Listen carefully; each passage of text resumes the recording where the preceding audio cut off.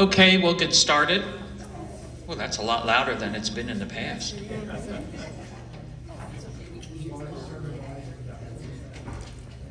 Let's see.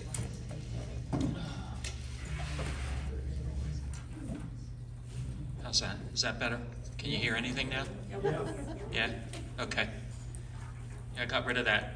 I could hear that overtone too. So, hope you all had a nice week off. I had a good retreat. Prayed for you all. Thank you.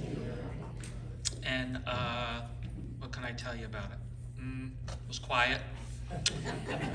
I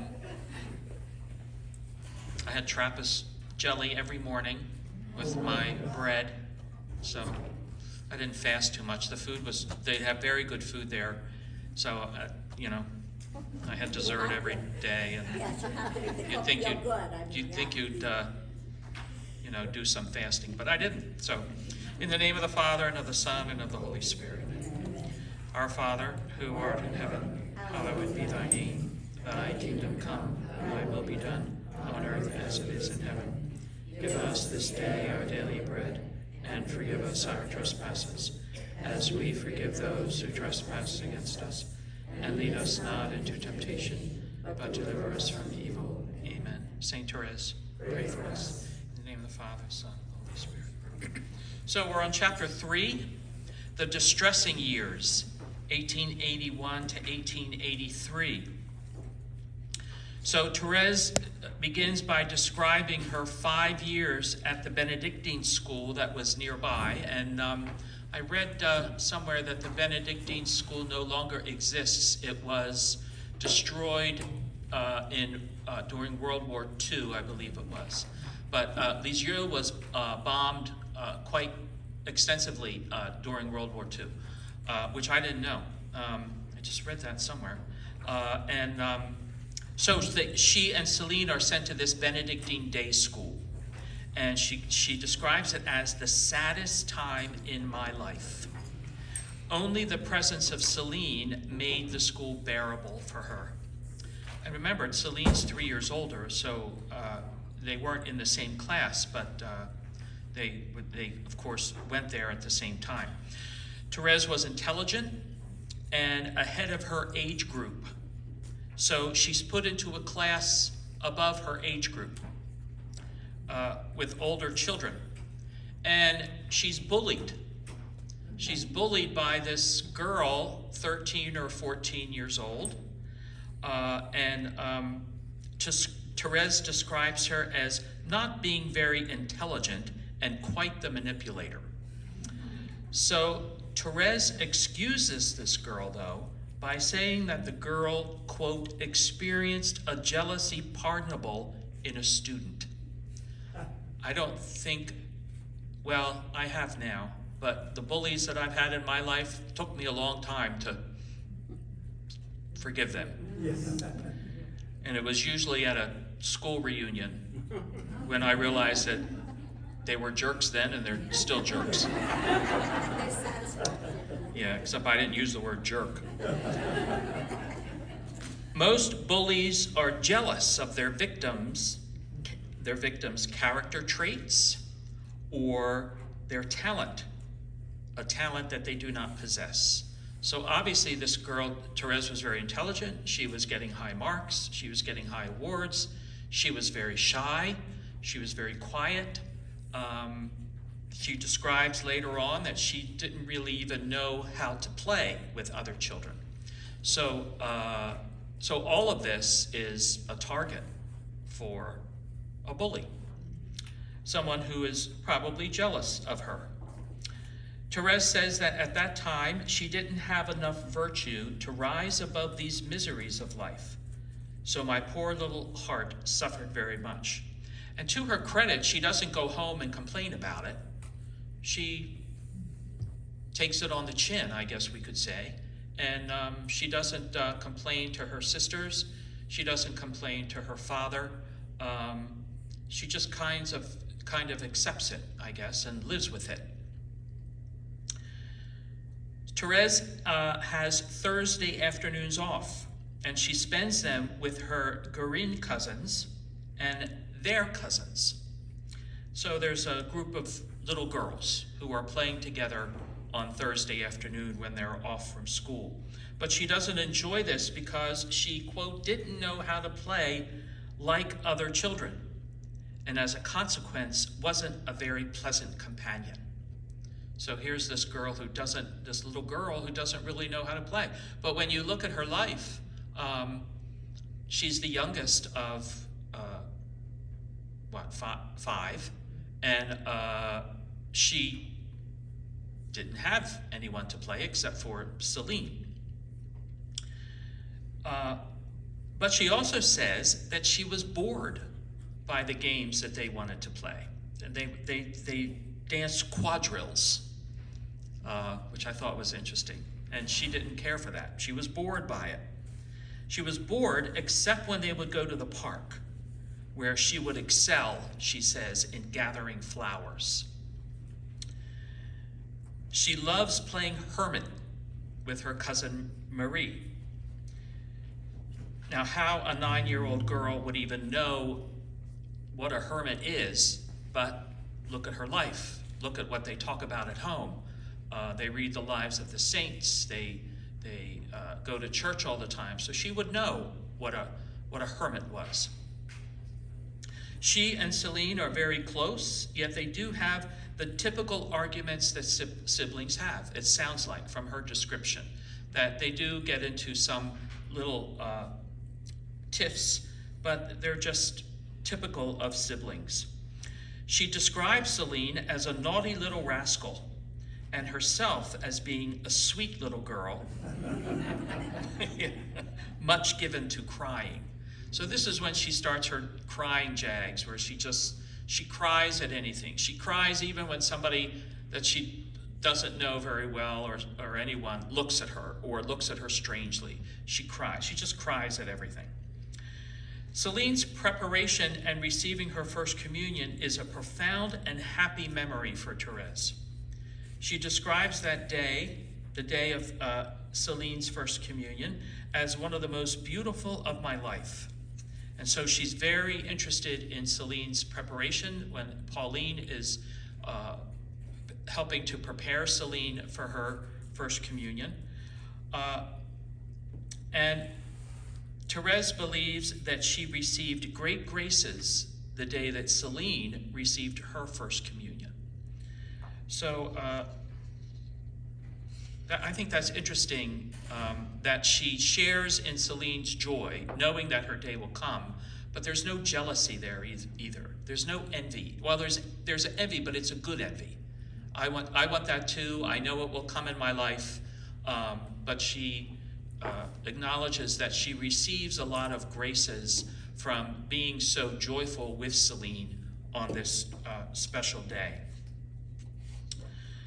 Thérèse finds out that Pauline will be entering the Carmel and will be leaving by overhearing Pauline and Marie speaking about it. So this is not a good way for her to find out that Pauline is about to leave her. And so she's losing her second mother now. And Pauline does sit down with her after she overhears Pauline and Marie speaking about it, and she describes Carmel to Thérèse, and Thérèse is very attracted to Carmel, but it doesn't lessen the fact that Pauline is going to leave her. And I find it interesting that as you read, you realize that every Thursday afternoon, the Martin family would go to the Carmel to visit Pauline. So, they're there in the parlor every Thursday afternoon. So it's not like Pauline is gone. Maybe it would have been better for Thérèse if she was gone. But she sees her every Thursday afternoon, but she never really has time alone with her as she did at home, and everyone else is there. So it's a very different kind of relationship now. But I find it interesting because Pauline got to see her family every Thursday, even Thérèse, after she entered Carmel, got to see her family often, if not every week. When I was in the monastery, you couldn't see your family. You could only see your family twice a year. So even if they lived in the next town, you could only see your family once a year. So twice a year. So sometimes I cheated. Sometimes they came more often. But she says, how can I express the anguish of my heart? In one instant, I understood what life was. She's talking about the separation with Pauline. Until then, I had never seen it so sad, but it appeared to me all in its reality, and I saw it was nothing but a continual suffering and separation. I shed bitter tears because I consider it a great grace to have been able to support a trial that seemed to be far above my strength. If I had learned of my dear Pauline's departure very gently, I would not have suffered as much, perhaps. But having heard about it by surprise, it was as if a sword were buried in my heart. So as Pauline then, as I said, describes Carmel to Therese, she feels the stirring of her own vocation to go to Carmel. But the question is she attracted to Carmel because Pauline is there and then Marie is there? Or is she attracted to Carmel because God is really calling her to that life? And she says, I felt this with so much force that there wasn't the least doubt in my heart. It was not the dream of a child led astray, but the certitude of a divine call. I wanted to go to Carmel, not for Pauline's sake, but for Jesus alone. So Pauline enters Carmel on October 2nd. And Therese said it's a sad and painful day for her. She has to return to school that same day, the school that she hates. She loses Pauline, and then on the same day, school starts again. She has to go back to the school where this bully and other bullies may be there. And she sees Pauline behind the grill for the first time. You know what the grill is, right? Everybody know what the grill is? Okay. So she sees her behind the grill. And usually, Carmelites also, their veil, they could take their veil and throw it over their face. In Therese's time, if a Carmelite was on retreat, her veil would be down. So the other sisters would know she's on retreat. Or if I think even in the parlor, I think if a man was there, the veil would come down. So she says, how I suffered from this visit to Carmel when she sees Pauline behind the grill. I admit that the sufferings which preceded your entrance were nothing in comparison with those which followed it. Every Thursday we went as a family to Carmel, and I, accustomed to talk heart to heart with Pauline, obtained with great trouble 2 or 3 minutes at the end of the visit. So she's lost this intimacy that she once had with Pauline. So then she has this weird sickness. What'd you think of that? Did you think it was real? Did you think it was psychosomatic?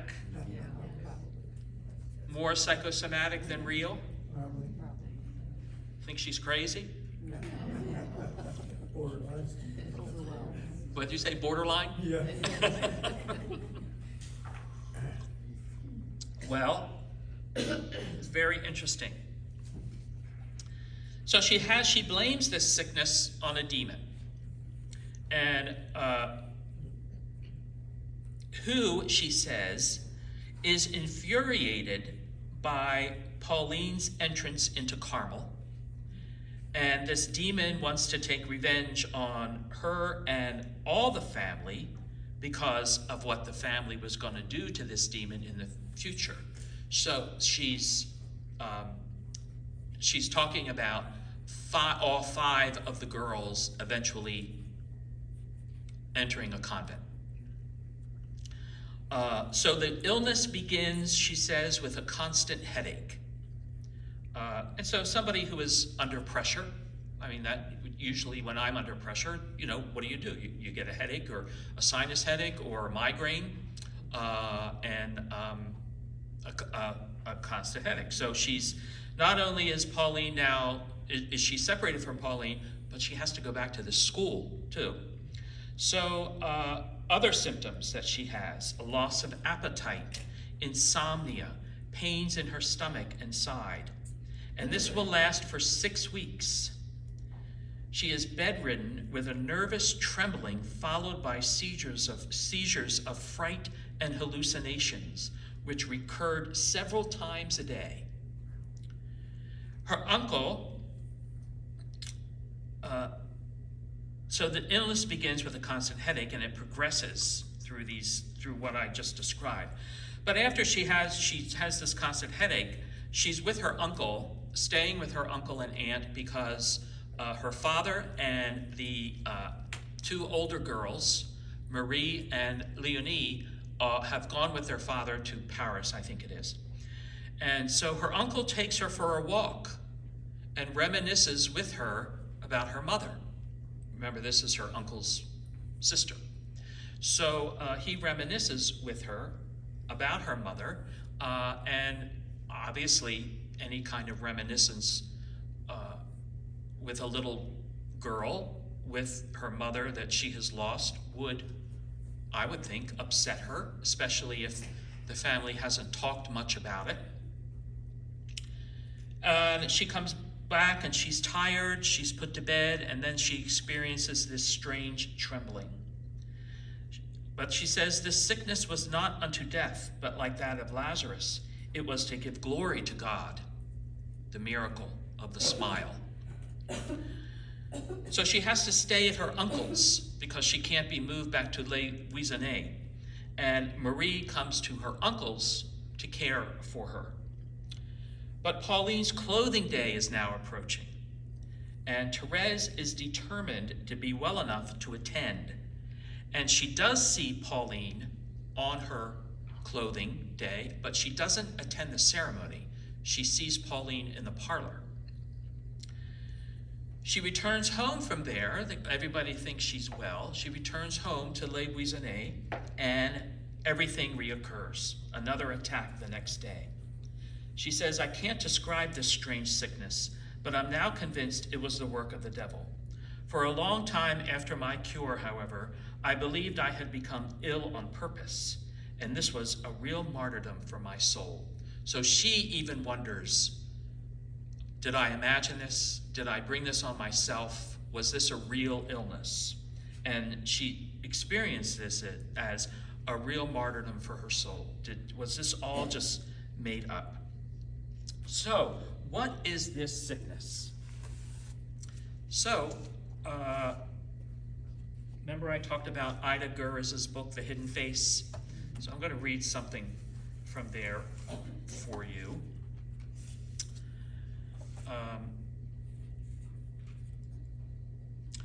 Towards the end of the year 1882, Pauline had entered the convent on 2nd October. Her headaches became incessant, but bearable enough for Therese to continue attending school.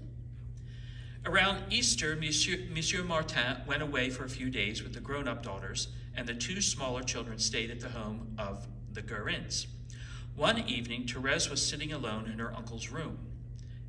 She says they went for a walk. He talked with her about her mother, for he had always been very close to his now deceased sister. Suddenly, the child began to cry so violently that Monsieur Gurin was alarmed.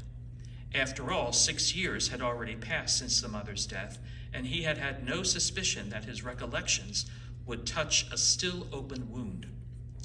He began talking about holiday plans to divert his niece, but it was too late.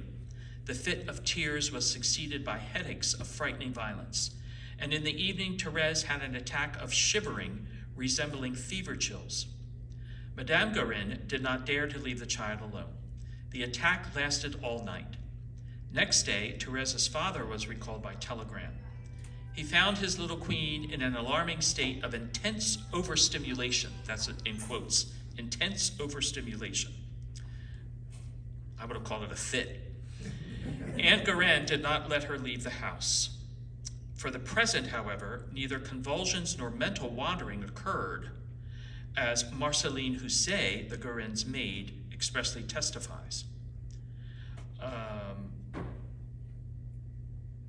Painful headache, shivering, weeping, and violent agitation persisted. After a week, there was a remarkable pause. Then the disease entered a new phase. In the middle of March, Pauline was due to take the habit. Thérèse obstinately insisted that she would get up for the ceremony and would be well. God would be merciful upon her for her sister's sake. I was sure that God would console me by letting me see you again on that day, Thérèse says, that the feast day would be cloudless. Surely Jesus would not give pain to his bride by leaving me out. My illness had caused you enough suffering already. No one in the household believed in the possibility of so rapid an improvement. On the morning of the ceremony, however, Thérèse awoke completely calm and strong, as if cured. She was actually allowed to get up and accompany the family, felt quite normal, sat happily on her sister's lap, and playfully hid under her veil. That evening she had to go to bed early, and next morning the sickness began anew, with such violence that her family seriously began to fear for her reason and even her life. Long comas and dull periods of weakness continually alternated with fits of great agitation. The child screamed and shrieked in extreme fear, contorted her face, rolled her eyes, saw monsters and nightmarish figures everywhere, sometimes failed to recognize members of the family, was shaken by convulsions, twisted her limbs, tried to throw herself out of bed, and had to be forcibly restrained. Marie narrates, she had frightful visions which froze the blood of all who had to hear her cries of despair. A few nails on the wall suddenly appeared to her as big charred fingers, and she screamed, "I'm afraid, I'm afraid." Another time, my father sat down by her bed. Thérèse regarded him silently. She had spoken very little all through this disease. Suddenly, as always, it happened in a flash, her expression changed. Her eyes fastened on father's hat, and she uttered a horrible scream. "Oh, the big black animal." Once Léonie left the room briefly while Thérèse was laying quiet. When she returned, she found Thérèse lying on the floor between the wall and the bed. She had thrown herself headfirst over the high railing, but lay on the stone floor without a scratch. These lasted from the middle of March to the 10th of May. So she's dealing with this from October to May. The crisis followed one after another.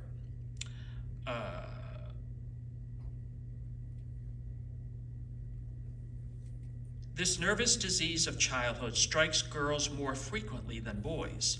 It usually occurs between the ages of 11 and 15, lasts on the average from 6 to 12 weeks, and is followed by recovery in the majority of cases.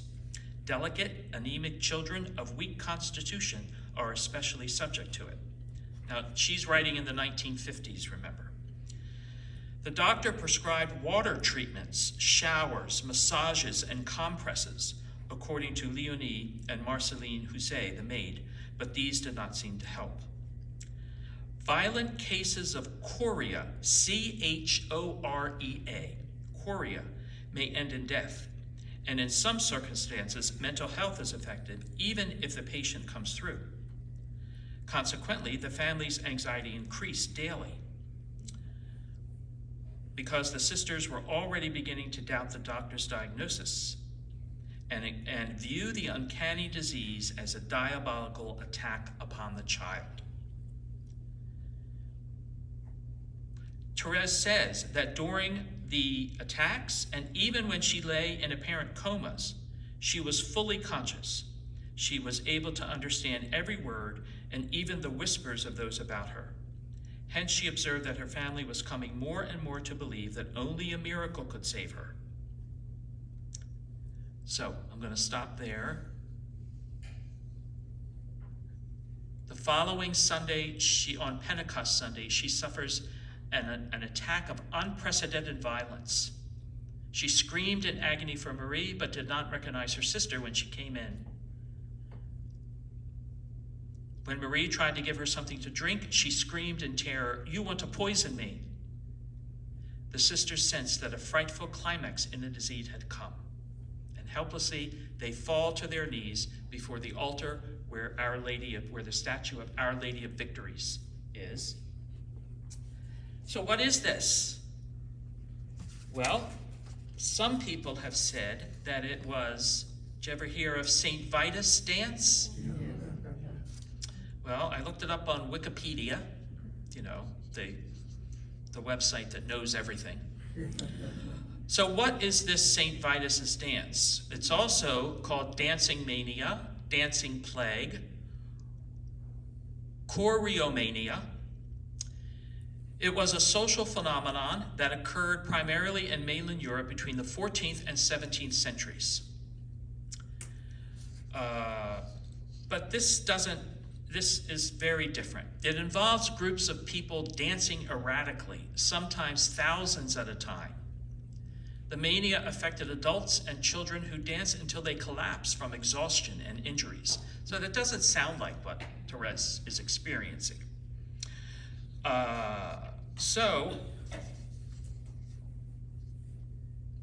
Dancing mania is derived from the term choreomania, from the Greek choros, meaning dance, and mania, madness, and is also known as dancing plague.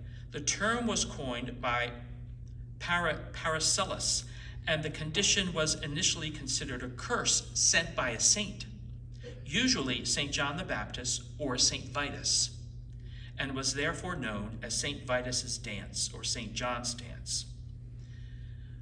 So, it just doesn't sound like what Therese is experiencing. So let's talk about this other term, chorea, C-H-O-R-E-A. And this is called Sydenham's chorea. Sydenham is S-Y-D-E-N-H-A-M. Sydenham's chorea, also known as rheumatic chorea. It's a disorder characterized by rapid, uncoordinated jerking movements, primarily affecting the face, hands, and feet. Sydenham's chorea is an autoimmune disease. Now, what did they know about autoimmune diseases that results from childhood infection with group A beta hemolytic streptococcus. Strep. It is reported to occur in 20 to 30% of people with acute rheumatic fever and is one of the major criteria for it, although it sometimes occurs in isolation. The disease occurs typically a few weeks, but up to 6 months after the acute infection, which may have been a simple sore throat. Remember, she has problems with congestion in her throat anyway, probably because of where she lived in France. It's up north and cool and rainy. Sydenham's chorea is more common in females than males, and most cases affect children between 5 and 15 years of age. Adult onset of Sydenham's chorea is comparatively rare, and the majority of the adult cases are recurrences following childhood. It is historically one of the conditions called St. Vitus's dance. So,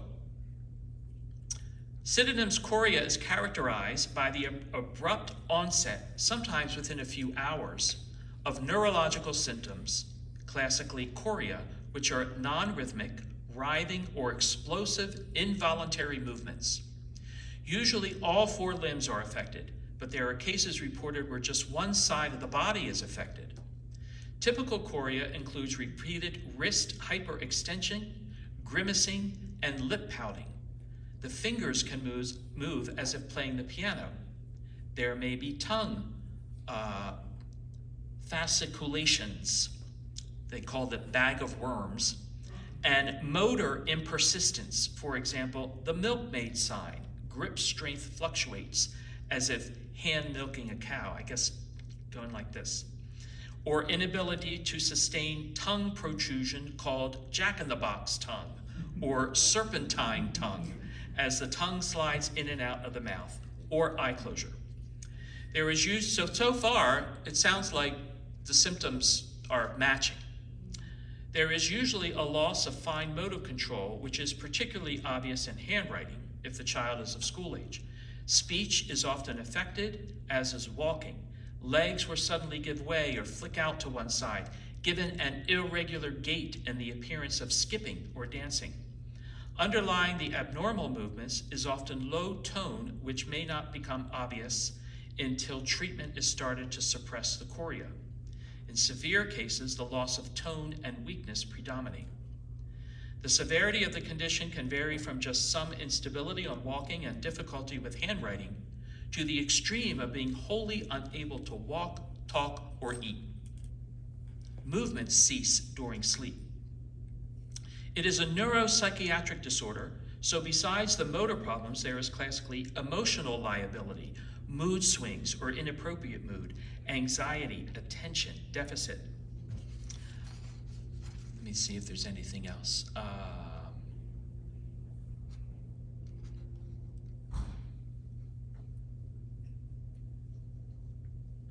It's believed to be caused by an autoimmune response following the infection of strep. Primarily seen in children. As with rheumatic fever, Sydenham's chorea is seen more often in less affluent communities, whether in the developing world or Aboriginal communities in the global north. High rates of impetigo are a marker for widespread streptococcal transmission. Impetigo is like a rash, isn't it? Yeah, so it sounds like that's what Therese was suffering from.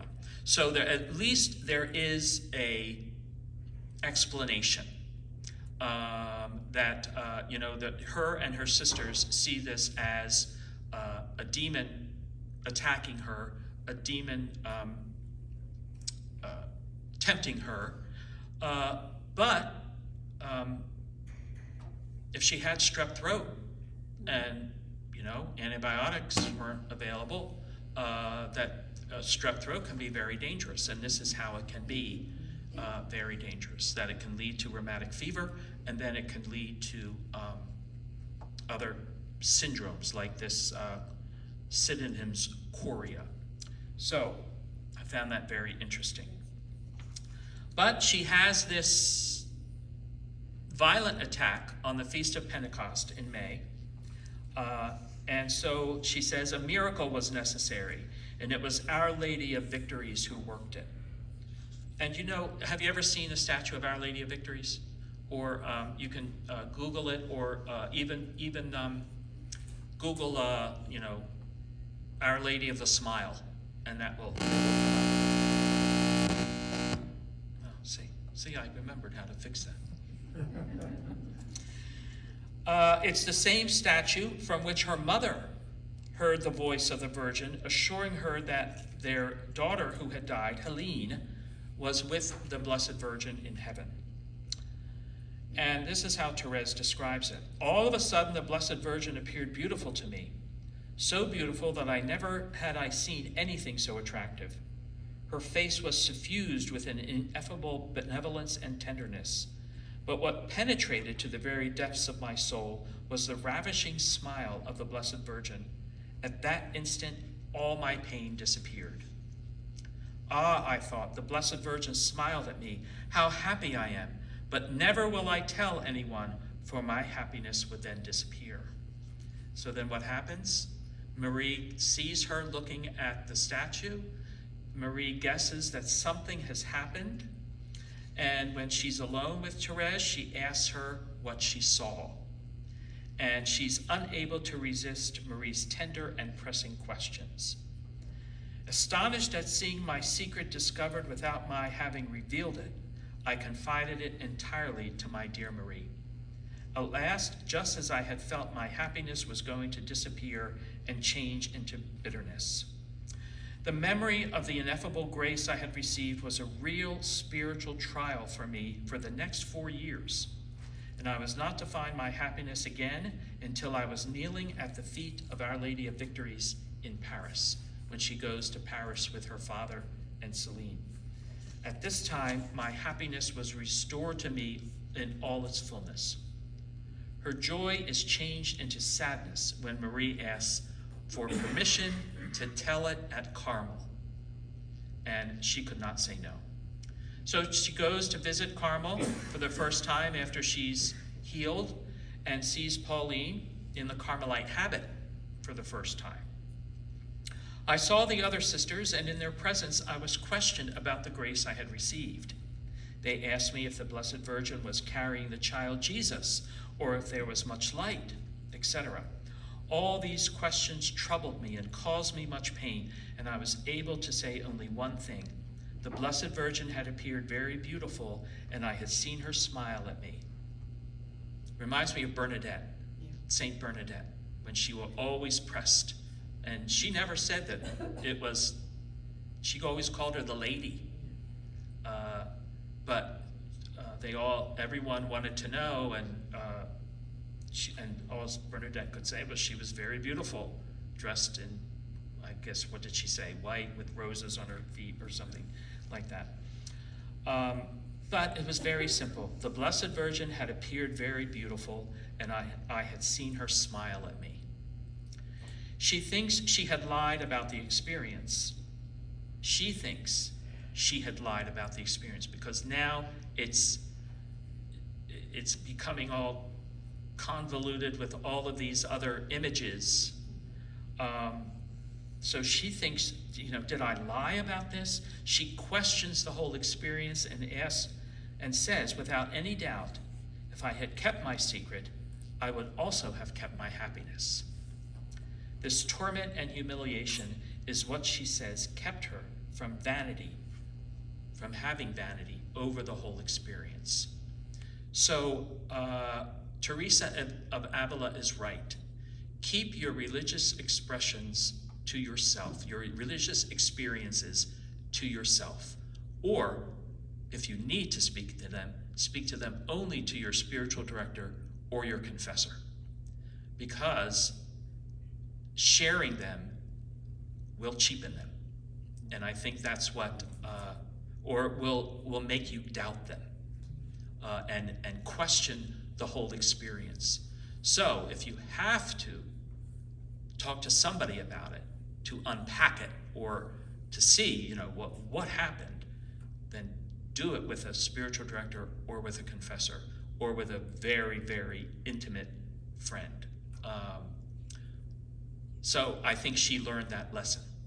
And she also went the rest of her life not seeking any extraordinary experiences like this. She went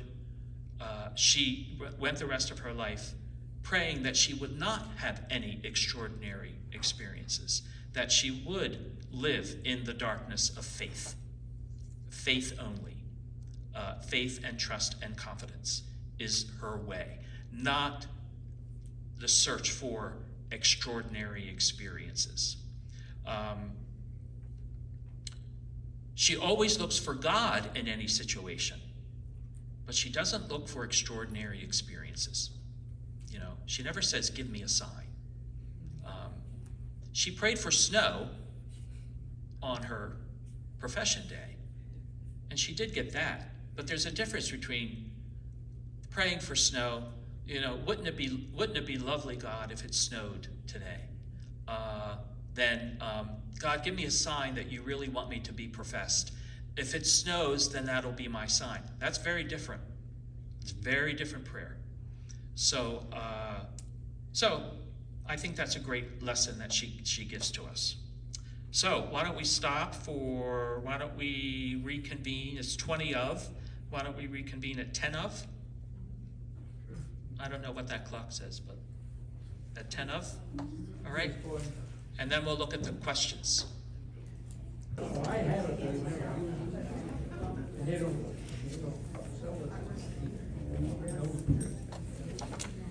So the questions, do you have any comments or questions about what we talked about, or the chapter in general, or whatever, any questions about what Therese was talking about, or, okay, yes? Well, I was sharing a little bit because I don't fully understand that in my head, I think that's how the world looked at all of her ailments.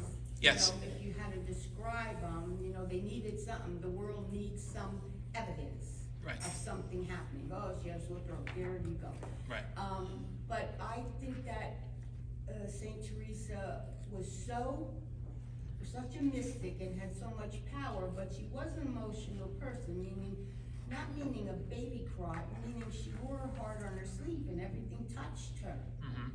And I do believe that she didn't know what to do with all these feelings, and she only was reacting. It was the devil.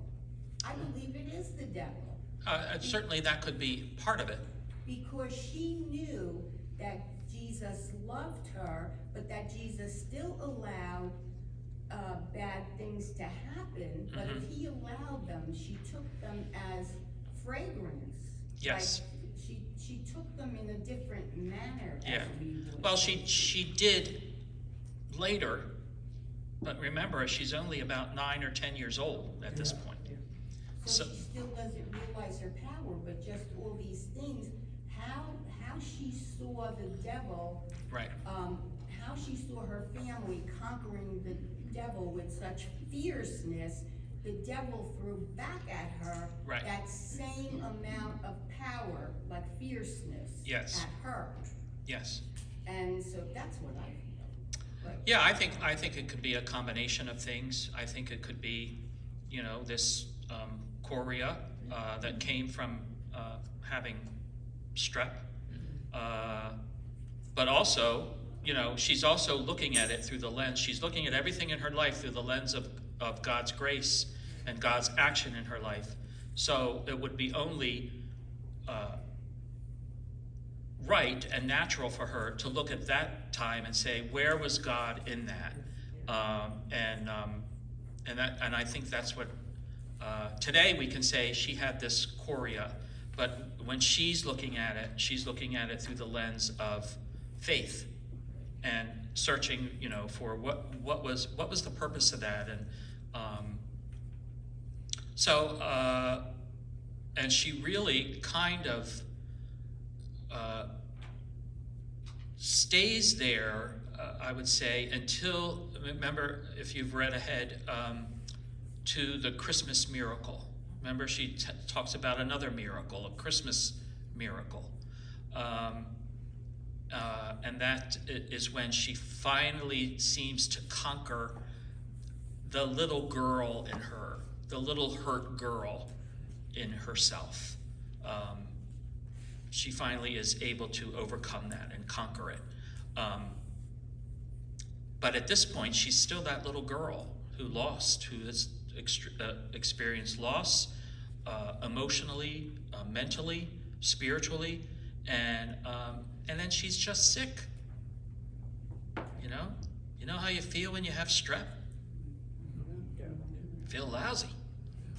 We can conquer it pretty quickly, but man, dear, can you imagine going for weeks with that?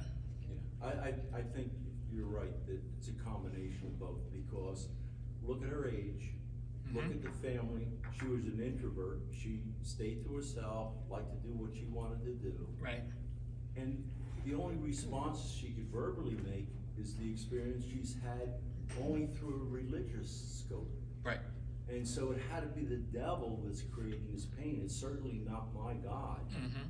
So I think it was, the manifestation of it verbally, Right. compared to what the disease was doing internally. Mm-hmm. I think that the combination between our upbringing and background and Right. age Yes. and an illness. Right.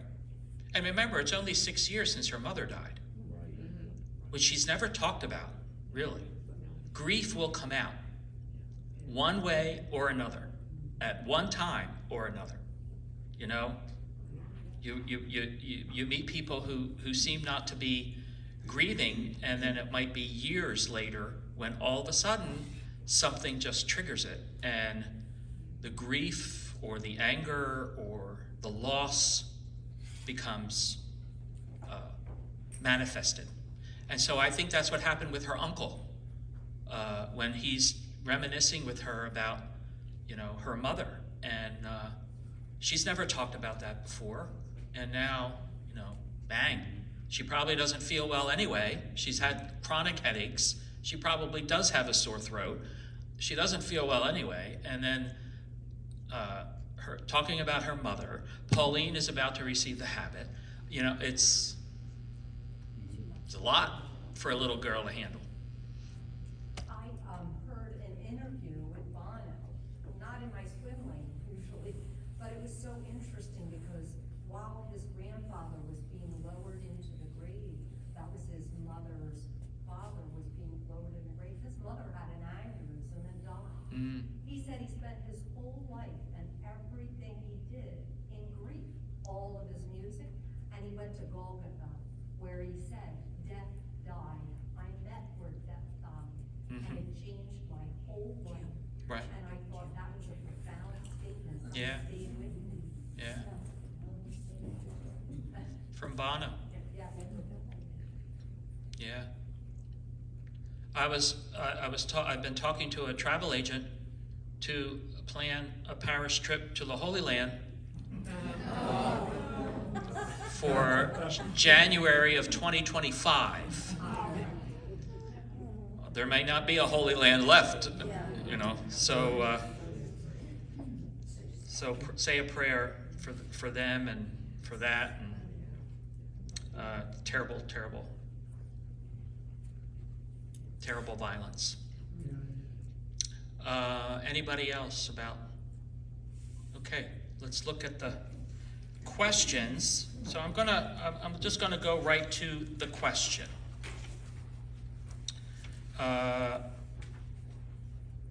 So she overhears that Pauline is going to leave. Question: like Therese, have you ever felt that life is nothing but a continual suffering and separation? What gave you the strength to bear the sadness of loss at these times?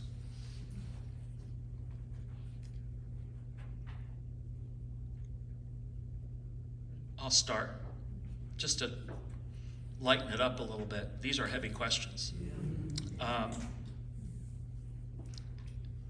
From the time I was 13 to about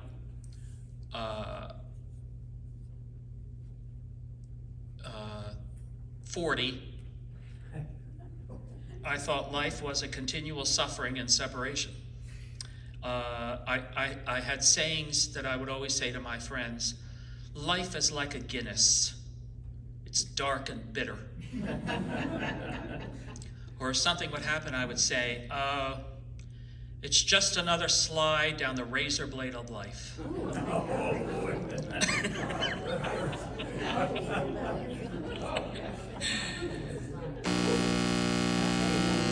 Thank God for medication. Better living on drugs. So yeah, I mean, I think life can very much seem like a continual suffering and separation, depending on, especially when we lose people to death, or even, we lose people now to dementia and Alzheimer's, and it's just a terrible thing to lose someone that we love to those diseases. Death then becomes almost a release, a blessing, something that we pray for even more. When I was at the monastery, I found out that my novice master, the priest who was our novice master, after I left, became the abbot of the Trappist monastery in Brazil. And he was a Jewish convert, became a Jesuit, and then became a Trappist. And so he was brilliant, a brilliant man. I found out that he has some kind of rapid progressive dementia and Parkinson's, and has been, he had to resign as abbot in Brazil. Now he's at their mother house, the Abbey of Genesee in New York. He's in the infirmary, and basically his day is just sitting in the chair. He's not able to read, he's not able to really converse, he doesn't really know people. And so, what a way, I mean, I'm sure there's a lot of grace going on there too, but just so sad, so sad. So Kind of like purgatory, huh? yeah, You're neither here nor there. right, yeah, just waiting. So have you ever felt that life is nothing but a continual suffering and separation? What gave you the strength to bear the sadness of loss at these times? I would concentrate on the second question. What gave you the strength to bear the sadness of loss at these times? Jesus, all the time. Because when my father had passed away in 1975, Linda had to stay out of kindergarten a week, And so we went down with a camper. That's why she's behind now, right? She went back the second week. So we went down with a camper we had and stayed in my mother's driveway so we could do everything. And my sister loved us there, like my sister Maria, loved us there. And so I said, well, Ronnie has to go to work, Maria, blah, blah, blah, blah. Naming all these things that a family has to do that doesn't stop for anything. Not talking about your heart. And so, I was very selfish towards her feelings. And I said, okay, we gotta go, like after the funeral and everything. We went back home. Well, we get back home and we had a well, and our well didn't work. So guess what? We had to humble ourselves, ask my mother if we could come back down until the well people were able to come, which she said, of course. Maria was ecstatic, my sister. And so God showed me in humbleness that take a few more minutes on decisions. Yeah, yeah. Discern. That's called discerning. Discern. Take the time to discern. Yeah. And I always think of God as like the potter. Yes. And I am the clay. Yep. And I think he uses the good things, the bad things, the indifferent things to make us who and what we're supposed to be. And Even to our God. sin. Yes, Even our sin. empathy for others as well. Right. Right. So that helped me get through my bad times. Yes. Okay. Yes. Can you see God in your sin? Well, unfortunately, and I go, oh, I guess I should have listened, huh? Yeah. Yeah. Or after you realize, bad decision, or bad thing, wrong thing to say, or He says it's okay. yeah, it's okay. But I think what makes it okay is our reflection on it, and where is God in that? And God, give me the grace to respond better, or to respond rather than to react. I'm good at reacting, and takes practice. That's why they say practicing virtue, because practicing virtue is like practicing an instrument. You have to be steady with it, and some days you're really good, and some days you're all thumbs, and it just doesn't, you can't, it just, that's why we say we practice our virtue, because some days we're not going to be good at it. But the days when we're not good at it, you don't beat yourself up about it. Well, we do. We do. and it's going to happen, but don't stay there. You give it to God, and then you ask, what do I need to learn from this situation about myself, or any of that. So Therese, what do you think gave Therese the strength to bear the sadness in her life at that time? I think it was primarily Family. because she realized that it was only temporary, Yeah. that it wasn't a permanent thing, like being here on the earth, being alive, not with God himself.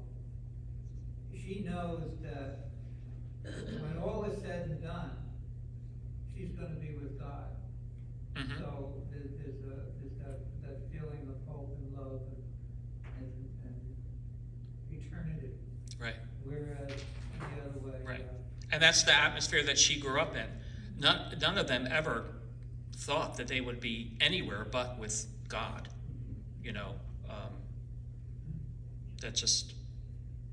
That was a given for that family. Okay, how about the next question? Oh, this one's good, about envy. A lot of good stuff in this, what's his name? Clark. What's his name? Mark Foley.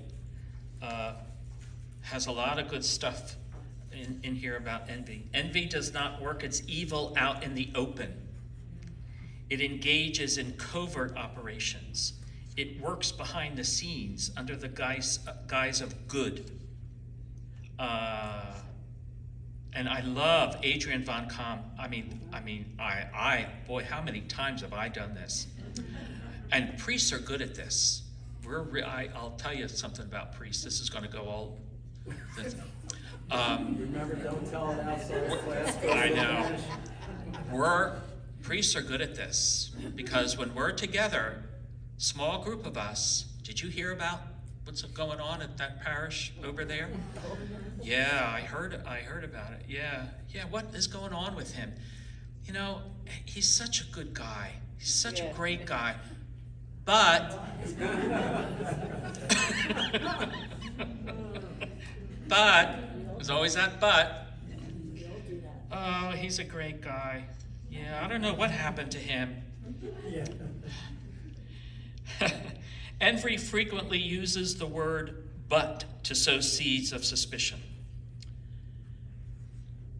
This is because whatever comes after the word but calls into question what comes before it. Envy has traditionally been associated with the eyes.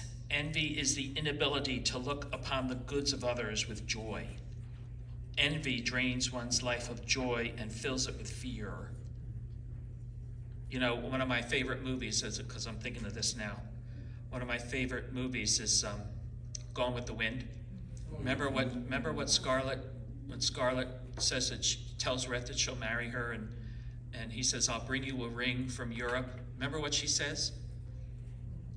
Make it a great big one, Rhett, so everyone is pea green with envy.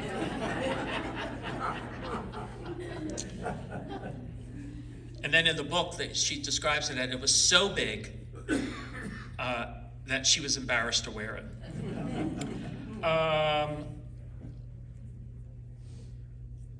The tragedy of the envious person is like that of a child who cannot rejoice in the Christmas present that he is unwrapping because he is spying the gifts that his siblings have received. So the question, paneros means grudging or stingy. Envy is tight-fisted and niggardly in giving due praise and compliments to others. Who are the people in your life from whom you withhold compliments because of envy? You don't have to share that, but if you want to, you can. Maybe you're together in the room. Who are the people in your life from whom you withhold compliments because of envy?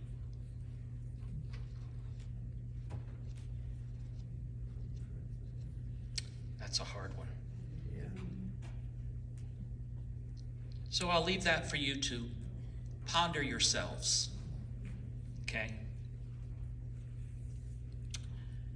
Celine once said to Therese, oh, I know, let me tell you this about priests too. In fact, Deacon Mike preached about envy a couple of weeks ago at St. Joseph's. Remember when the gospel was, are you jealous? Are you envious because I am generous? Remember that? Yes. And he gave a homily about envy. So I was telling him that and envy is sneaky. It is sneaky. What does it say in here? Envy. What does it say? Not in the out. Envy does not work its evil out in the open. It engages in covert operations. So you have to be aware. I was aware of my envy, and this is true for all young priests. You know, you get ordained, you go through the seminary, you get ordained, I'm sure every seminarian thinks of this. Well, maybe I'll be tapped for something. You know, maybe I'll get a chancery job. Maybe I'll get asked to do something important. And then you get ordained, and Father so-and-so gets tapped. And right away you think, why was he tapped? I have more to offer than he does. I would be better at that than he will. I can't believe it. And then you go with your priest and say, I can't believe he got asked to do that. What are they thinking? And then one time, as I got older, I had a revelation. Why would I want to do that job? I don't want the job. I just want to be asked. I want to be tapped. I want to be noticed. I want to be paid attention to. I don't want the responsibility. I don't want the job. But, somebody look at me. And now I hope I'm to the point where, oh God, nobody look at me. Who are the people in your life? Oh, we already did that one. Okay, so the second one. Celine once said to Therese, what I envy about you are your good works. Therese responded by quoting Tauler, who's a mystic. If I love the good that is in my neighbor as much as he loves it himself, that good is as much mine as it is his. Through this communion, I can enrich myself with all the good that there is in heaven and on earth, in the angels, in the saints, and in all those who love God. That the good that we do is, through God's grace, reflected onto others. That's what I think that says, right? I think I'm reading that correctly.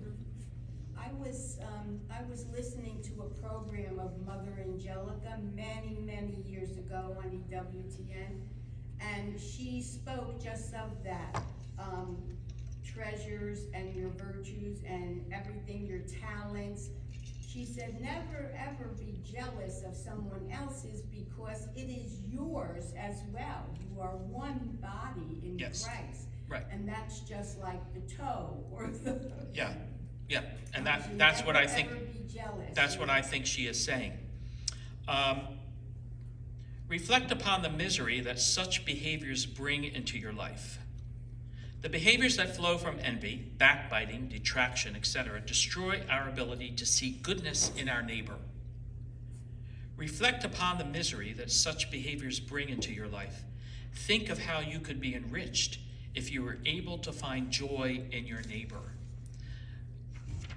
If our neighbor isn't a gift, then he is a threat. Which is he for you? I think the question is, the basic question is, can we find joy in our neighbor? Can we honestly rejoice with our neighbor who has just won the Powerball?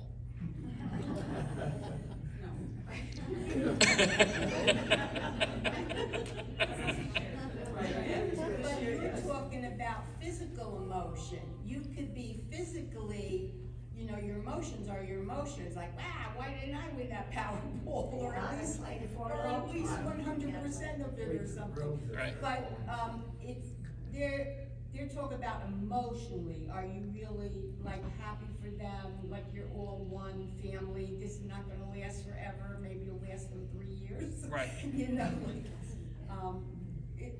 there's a difference, and people get hung up on their emotional, natural feelings that they really have to separate. Mhm. Who was saying that? Peter, that he says, I do what I don't wanna do or something? Right, Who said Paul. that? Paul. Right. Yes, I do what I don't want to do. And that's where grace comes in. So which is if your neighbor is given some gift or grace, can you really rejoice with your neighbor in that? Or we can look at an opposite thing too. Have you known someone who has received a particular grace or is living a particular kind of life and doesn't recognize the grace in it? Or doesn't recognize the gift in it?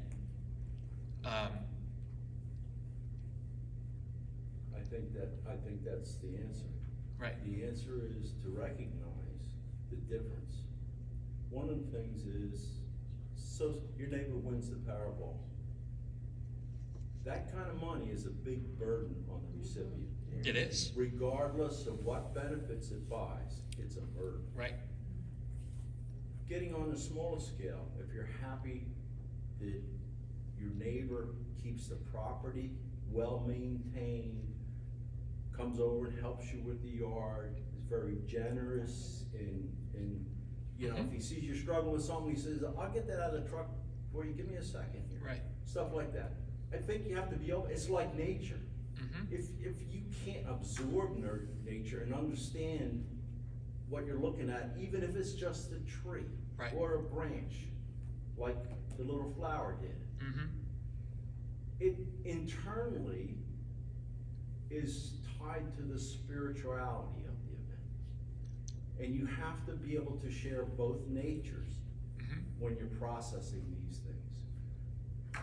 Yeah, it'd be nice if you had it, but that's where you leave it. It's nice to have that thing. And I'm very happy for them because they're a great family. Mhm. But you have to be open to these things. So it's the same thing with a lot of things, grief too. Yep. At some point, you have to take control and say, this is not of my being. Mhm. I had no start to this. Right. Why don't I just try to go little steps and move on behind, you know? And that's cooperating with God's grace. That's looking for the grace and then cooperating with it. Right. And the thing about it is, within the Catholic faith, as you get older and you have a little more time to read what you want, you understand that, like a series like this, in the background of a saint, and what they've gone through, and what challenges they had. And then you look at your life and say, you know, I could have used that knowledge a little earlier, God. Yeah. Yeah. And so I think it's both. You have to be open to appreciate the environment you're in, and also thank God for Mhm. what blessings you've got. Right. We talked about that 2 weeks ago. Yeah. Be as full as you can be. Right. There's been a hand up over there. Oh, I'm sorry. I heard German the opposite of Schadenfreude. Uh-huh. It said Freudenfreude, Mm-hmm. which is what you're saying is thankful and we appreciate what your friends have and not feel like. Right. So I would say that I'm happy with what my friends have, and anything else, you know, whoever wins that is just kind of an abstract number that really doesn't impact me. Mm-hmm. You know, we're talking income inequity and all that kind of stuff, that's not something that, I think it's a statistical abstract kind of thing. Right. Rather than a friend of mine who does something, well, I work on having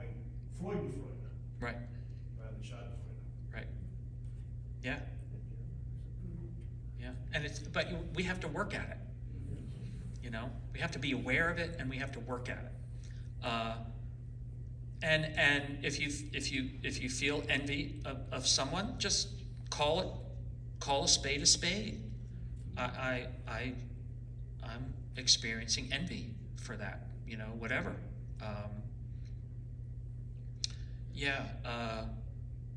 But also, there's a woman in a previous parish who just would come in and just, she was a little Debbie Downer. You think, I was a downer. But she just was stuck in why do I have all of this suffering in my life? Why do I have, well, I don't know. I don't know. Why does God allow that? I don't know. I don't have the answer for that. But the answer is, where is God in it? I mean, that's the whole purpose of the incarnation, is that God takes on the mess. He takes on the ordinariness of us. He takes on that suffering and that pain and that grief and that envy. And I mean, he takes on all of that. And that's the purpose of the incarnation. So we don't have the answer for that. That's one of the universal questions. We don't, we can talk about it and talk around it, but really it's, I don't know, and I would say to her all the time, I don't know. I don't know. I think the easiest it is to let go of stuff, the better you realize you're closer to God, because like in your youth, like you say, this is mine, like Therese when she was little, it is all mine. But as you get older, you go, what am I gonna do with this? I haven't touched it in 20 years. Yeah. Right. What am I gonna do with these?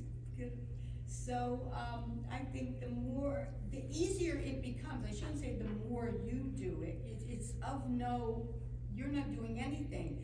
The Holy Spirit is allowing you to let go. Yes. That's what it is. It is the Holy Spirit, and you let go. Mm-hmm. My cousin's little girl loved, when she was really little, Frozen, the movie Frozen, and she could sing that song, Let It Go, Let It Go. So I said, oh, no, that's not the right song. Let it go, let it go. I said, that's not the right, we have to change it. Hold a grudge, don't ever let anything go. And she would go, no, that's not right. The last question on page 110. But is not this one example of what art invites us to do, to pause and look at what we see every day, but never take the time to contemplate? Boy, that's a good question. What are the Westminster bridges of your daily round that contain the morning dew of God's beauty? Have you become blasé to them because you have not taken time to pause and look?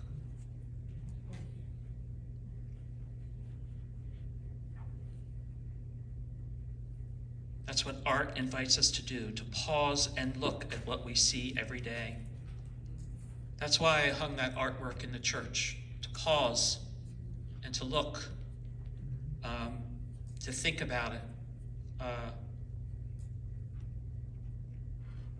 And the artists are in their painting now. The doors are unlocked if you want to stop in and take a look.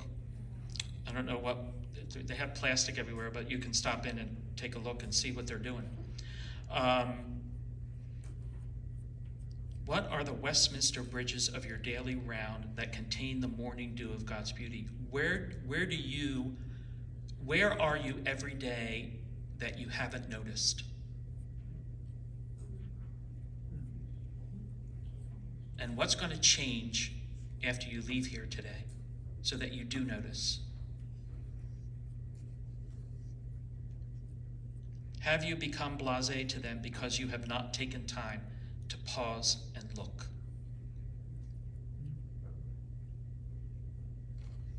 Well, I feel that when you're younger, that's more of a question because your life is so hectic and all that you really can be appreciative of the glory, the beauty that God has created. Right. And I find now that I'm older, I see it all over. Mm-hmm. Everything. It's like the beautiful sunsets, the birds, the trees. I mean, so I think that's more of a question for somebody who's, well, maybe not, but for me. Right. I find that as I'm older, I appreciate Right. God's glory. Mm-hmm. My mother's house is on a hill, sits on a hill, and we always had a porch in the back, and it was a beautiful view out the back. But in the past, I don't know, 10 years or so, I always loved the front of the house, and the view on the front of the house is just, we have this vista from this hill, and it goes down into the house where my cousin Annette grew up, and then the hill goes back up again, and we can see the next farm over, we can see that house, and we're almost at the same level, but it's just this vista. And I was out front doing something one day, and I thought, this is the view, and we don't have anywhere to sit because there was no porch. There was nowhere, I mean, you could sit in the lawn. But I thought, we need a porch. So I put a little porch on there, on the front of the house. And it's so great to just sit there with my morning coffee and just look out. You see the cornfield and see my uncle's house and the farm. I see my other uncle's house, and now when my cousins and family and I, we still get together once in a while for like a coffee time, like on a Saturday morning. We get together for coffee. We'll text and say coffee time. So we were just there recently, and everybody went out to that porch. Nobody stayed in the kitchen. They all went out to the porch. It was my mother's birthday, and she was like, "Where's everybody?" I said, "They're outside on the porch." So, it's the vista, the view. Where do you need? Have you ever taken a staycation rather than a vacation? A staycation is a really good time to really stop and look around and see, this is my home. And I'm just going to stay here for a week and enjoy my home. I'm not, I might do some light yard work. It's not a week where I'm going to do work around the house. I'm just going to stay and enjoy what I see every day and the gift that God has given to me in this home that I have and that I've made. So that's the kind of open eye awareness I think he's challenging us to. So, okay, anything else? So next week, we're back next week with chapter 4. All right, thank you all.